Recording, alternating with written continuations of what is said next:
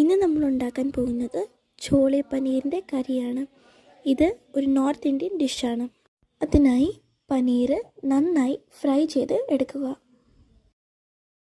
ഈ ഒരു പരുവം ആവുമ്പോൾ പനീർ നന്നായി ഫ്രൈ ചെയ്ത് മാറ്റി ഒരു പ്ലേറ്റിൽ വയ്ക്കാം. ആ സെയിം ഓയിലിലേക്ക് തന്നെ നമുക്ക് ജീരകം, പട്ട, പെരിഞ്ജീരകം, ഗ്രാമ്പു, ബേ ലീഫ് എന്നിവ ചേർത്ത് കൊടുക്കാം.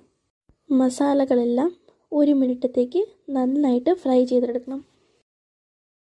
അതിനുശേഷം 2 മീഡിയം സൈസ് ഒണിയൻ ചോപ്പറിലിട്ട് ചോപ്പ് ചെയ്ത് നമുക്ക് ഇതിനകത്തേക്ക് ആഡ് ചെയ്ത് കൊടുക്കാം.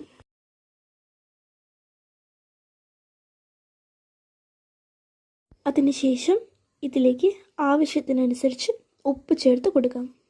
ഒണിയൻ ബ്രൗൺ കളർ ആവുന്ന വരെ അതിനെ മിക്സ് ചെയ്ത് കൊടുക്കുക. ഇതിലേക്ക് ആവശ്യത്തിന് ജിഞ്ചർ ഗാർലിക് പേസ്റ്റ് ആഡ് ചെയ്ത് കൊടുക്കാം. അതിനുശേഷം നന്നായി മിക്സ് ചെയ്ത് കൊടുക്കാം. ഇതിലേക്ക് ഒരു മീഡിയം സൈസ് തക്കാളി എടുത്ത് ഗ്രൈൻഡ് ചെയ്ത് പ്യൂരി ഉണ്ടാക്കി അതിലേക്ക് ആഡ് ചെയ്ത് കൊടുക്കാം.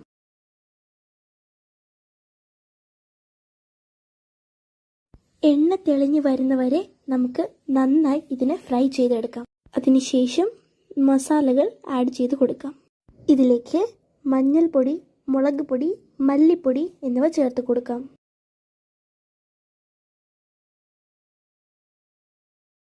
അതിനുശേഷം ബാദ്ഷേര പഞ്ചാബി ചോലെ മസാലയും കൂടെ നമുക്ക് ആഡ് ചെയ്ത് കൊടുക്കാം.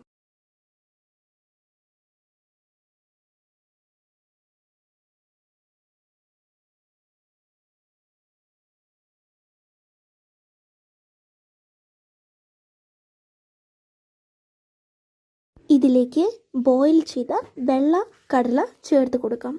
അതിനുശേഷം നന്നായി മിക്സ് ചെയ്ത് കൊടുക്കുക. ഇതിലേക്ക് 1 കപ്പ് വെള്ളം ആഡ് ചെയ്ത് കൊടുക്കാം.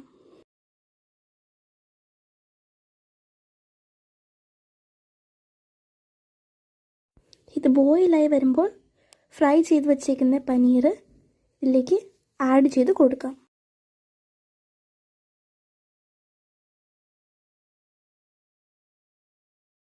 ഇതിനെ നന്നായി മിക്സ് ചെയ്ത് കൊടുക്കുക.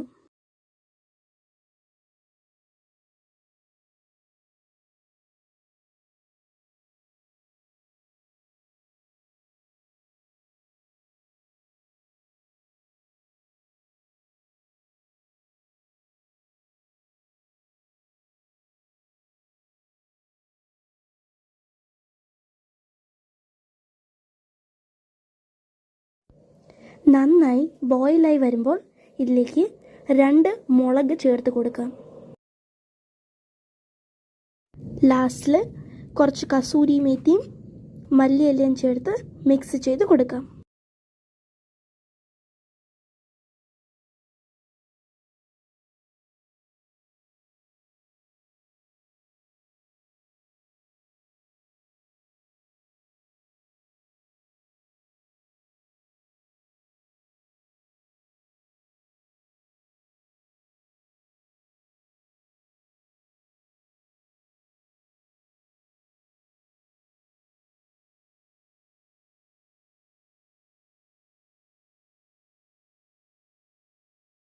ചോളെ പനീർ കറി ദാ റെഡിയായി. അപ്പോൾ ഇന്നത്തേക്ക് ബൈ ഗൈസ്.